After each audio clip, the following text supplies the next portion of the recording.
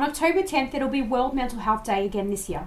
And in the lead up to World Mental Health Day, I just wanted you to know that if you are suffering from a mental health condition like anxiety or depression, that you are not alone. In fact, over 1 million people in Australia alone suffer from depression, and over 2 million people suffer from anxiety. There is no need to suffer in silence.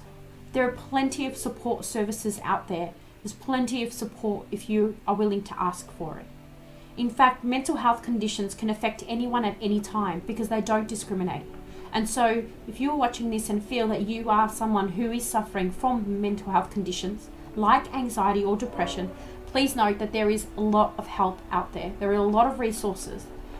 The best place to start would be always with your GP, because they would be able to ascertain the best treatment plan, because treatment means different things for different people. Likewise, recovery means different things for different people. That means what works for you may not work for the person next to you. That's why it's important to assess all your options by speaking to your GP as a first point of call. But in the meantime, if you need some support, there are a lot of not-for-profit organisations like the one that I volunteer for, Beyond Blue, who can provide immediate counselling support 24 hours a day, 7 days a week via their counselling hotline. They are there to help you, lift you up when you need, answer questions about services, and help direct you to different support services such as psychology. It's really important that if you think that you may be suffering from a mental health condition, that you seek support and help early on, because those that seek support early on have the greatest chance of recovery. Remember, recovery means different things for different people.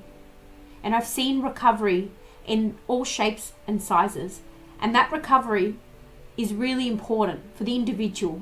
And the only way to assess what recovery means is by having those open conversations with your GP, with the counsellor, with psychologists, and with your friends and family.